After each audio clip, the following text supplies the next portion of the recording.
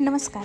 आज आपण मस्त झणझणीत असं आगरी पद्धतीचं झिंगा आणि भाज्याचं रस्सा करणार आहोत. त्यासाठी इथे मी ताजी उडती झिंगा घेतली आहे आणि आता ह्याच्यामध्ये मी थोडंसं कोकम आगळ टाकणार आहे.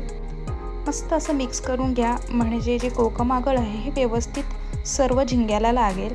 आणि आता हे 5 ते 10 मिनिटांकरिता आपण बाजूला ठेवून देऊया.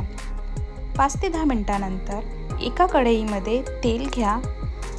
तेल गरम झाल्याबरोबरच आपल्याला लसणाच्या पाकळ्या घ्यायच्या आहेत, जास्त ठेचायच्या नाहीत. अशा प्रकारे एक ठोका देऊनच आपल्याला लसूण घ्यायचा आहे.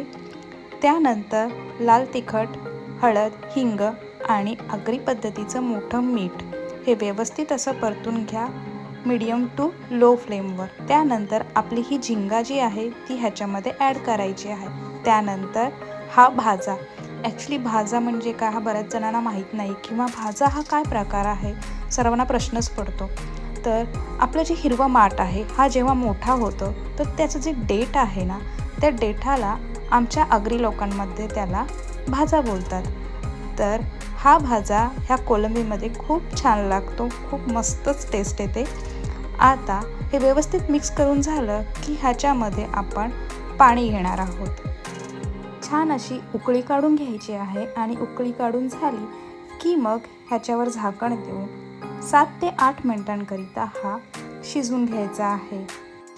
आता एका वाटीमध्ये थोडंसं पाणी घ्या, त्याच्यानंतर थोडंसं त्याच्यामध्ये तांदळाचं पीठ, गरम मसाला आणि धणेपूड ह्या सर्वांचं मिश्रण करून ह्या आपल्याला कोलंबीमध्ये ॲड करायचं आहे. आणि सुक्या खोबऱ्याचं वाटण हे सर्व व्यवस्थित मिक्स करून घ्या आणि परत एकदा 5 मिनिटांकरिता हे व्यवस्थित असं शिजवून घ्या. आता सुक्या खोबऱ्याचं वाटण कसं करायचं हे सुद्धा बऱ्याच जणांना माहीत नाही, तर सोपी पद्धत आहे. आपलं जे सुकं खोबरं आहे हे व्यवस्थित असं भाजून घ्या आणि मिक्सरला त्याची बारीक पेस्ट तयार करून घ्या. आणि कोणत्याही फिश करीमध्ये, चिकन करी, मटण करी किंवा तुम्हाला कडधान्यांची कोणतीही भाजी त्याच्यामध्ये सुकं खोबरं टाकावंसं वाटलं तर तुम्ही ते टाकू शकता. अशा प्रकारे आपलं हे भाजा आणि झिंगा कालवण तयार आहे.